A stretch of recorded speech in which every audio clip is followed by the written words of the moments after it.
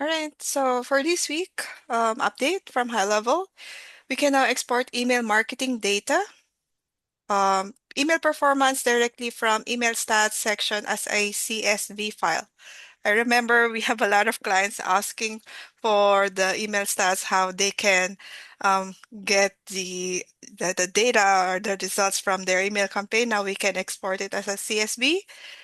And now we can generate exports for all campaigns, email marketing campaigns only, workflows only, or bulk actions only. So we'll have to enable this on the agency and then select the export email marketing statistics section and then enable it to a specific sub account. Great. And now, so this simplifies performance analysis across campaigns and workflows, easier to download, share via email, and report on email marketing results. So as you can see here under statistics, there is this new export button. And then we can select a time range. Let's say in these examples from Feb 27 to March 5. And then we can export the data from that.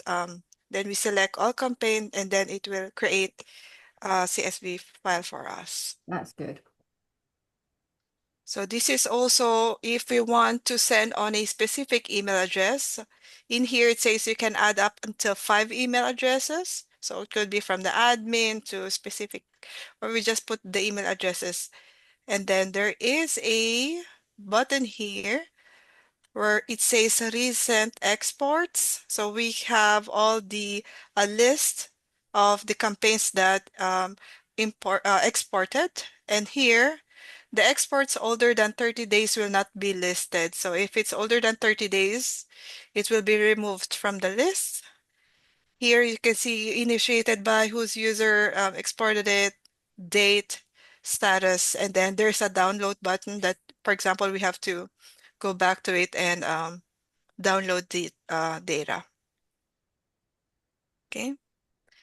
All right. Next update, Standard Builder now with Sticky Notes 2.0. So this is now available on the Standard Builder. Before, it's just available in the advanced version. And now it's available on the standard. Again, we can add images, logos, color-coded branches, leave rich annotations directly inside your workflows. So this is very useful, whether for technical documentation. So whether it's for the end user, whether we're doing it in snapshots, whether it's leaving messages for each other or for yourselves, links back, Loom videos that you can embed. One thing I'm going to be doing with the snapshots we're selling is putting in our logo and a click through to our website, that kind of stuff. Using the sticky notes inside of the builder is super valuable. And I know Edgar and Harold, we used to do it in Keep as well with the notes, right? Is do a little, we had to do it in HTML there, which was a pain. We can make them look fancy. We do them as guides. One, do this, two, do that. We're solving for stupid. Remember, we're solving for the low tech people that have forgotten, not paying attention, not looked at the courses, people coming at it fresh, and leaving trails for ourselves. Use the notes. Really use the notes. That's all I'm going to say. This is Mhm, I use this a lot on triggers. So, like mhm. And putting like as a background on the triggers and explaining where it is being triggered from, especially for trigger tags. mhm. And also, yeah, it's just additional note. The sticky notes are visual only and does not affect the automation logic. So that's just an added information there. Now with sticky notes, as you see how beautiful it is. We have introduction email. You can do all of this stuff now. Put the logo in there, make it beautiful. Yeah, This is nice. yeah. Yeah. Like you It, are like I'm looking at like Lucy chart. Lucid. We can create like this beautifully. Pretty Add cool. this frame, a picture. So yeah, there's a lot of them. You can move all of this if you want it to look like a lucid chart. So now, okay, next is no external update emails for showed and no show status change. Before, if they are connected, if their account is connected to Outlook, iCloud, or Google Calendar, and if they made an update on a high level, let's say showed or no show, this external application, they instantly sends a notification to the user or to the client about the change. And now there will be no event update emails if they change the show to no show. Hang on a minute.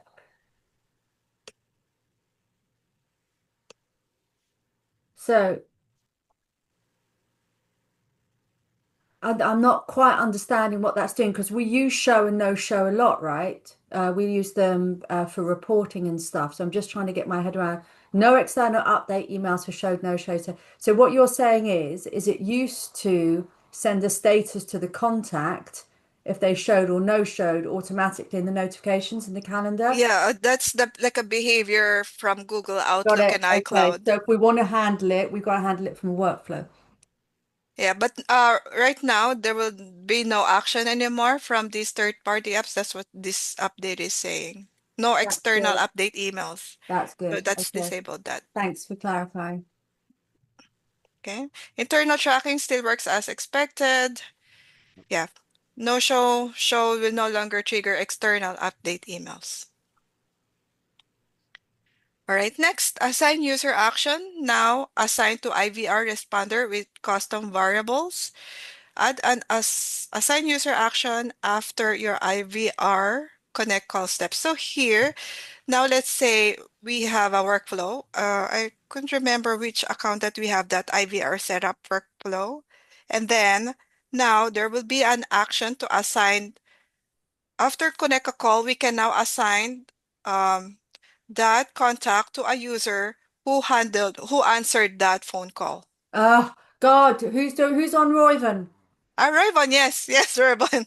Right, we need this Yes. for Royven. Let's just get a task on the board, please, to update Royven with this because this is something that they've been asking for, and we've got a new client guided growth, so it's going to be really. This is a really important update for anyone that has got inbound calls coming in, especially sales team. Might be useful for Mandarin as well. Okay, so this is a use case. A lead calls your IVR and the call is routed to a Connect call. John answers the phone and the workflow uses answered by user ID from the Connect call step, and then the contact is automatically assigned to John. Okay. Yeah, that's the use step for that. So there is also answered by device, answered by phone number, but the answered by user ID is the most effective one because sometimes the workflow doesn't read answered by device or who's using that device. So Yeah, that better that it's more like this two is more general. So answered by user ID if we really want it to be effectively assigned to that specific user who answered the call. definitely, definitely. And also, yeah, that user's not a user if it's an agency user. I think idea is brilliant, and it might be that we'll start assigning having a field on the user record for being able to identify who that is. We can look at that later. That's great. Thank you. All right, next is Connect Call IVR Action now supports Call Whisper. This is the use case. The Whisper message can say you've got a call from that contact name about their appointment request. So the recipient knows who's calling and why before they answer. So just an additional feature. For example, this phone call is transferred, for example, first to John and then transferred to Jane. And then once Jane, because this is set up, Jane will have this, you've got a call from Stephen about their information so that the recipient knows what is that call transfer is, but like they have more context about that call before she's answering it.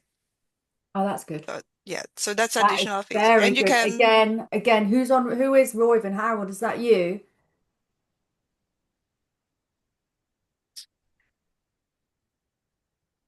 And this also for Zelthia.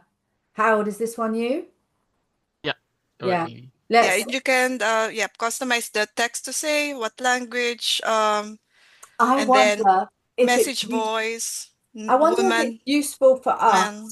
to have a feature list on each of our clients to know what the primary important features are that they're using. Like if it is the phone system, and when something comes up, being able to identify which clients to specifically update with this. I think, Catherine, we need to do a user-wide update on this, because anyone that's using setters, anyone that's using the phone system, I think this is important. Catherine, can you make a note to try and make sure that I do that, please? Thank you. Really good update. Thank you, Anjali. Sorry to keep interrupting you. Yep, it's so now company variables available in workflows. You can now use company-based variable inside contact-based workflows. So these contact fields must have a connected company to it. So like it should be tied to a company for this variable to work, because or else it will leave us blank because they are not tied to any company if we use this on a workflow. Yeah, Okay, we so didn't this ever is have both. that in Keep. Being able in Keep to be able to use company records and be able to trigger update, that was always such a pain. And this is so useful, company records. You know, if you've got multiple people who work at Google or Coca-Cola, and being able to have, you know, like for us, you know, all the different team members we've got working in companies, this is so useful. So good thing to see. And this is going to be, you can see what's going to be happening because the company table is an object table. So you can see where they're going with this to be able to be automating off different fields in the object tables. Love Yeah. this. Great I update. think it's not available before, but now it's available. And yep. So these are all available in both custom value picker and if else's branches. So now as you can see here, these are all available. All right, so trigger description in Workflow Builder. I think Harold, you said that you have a sticky note to show the clients what is the triggers for.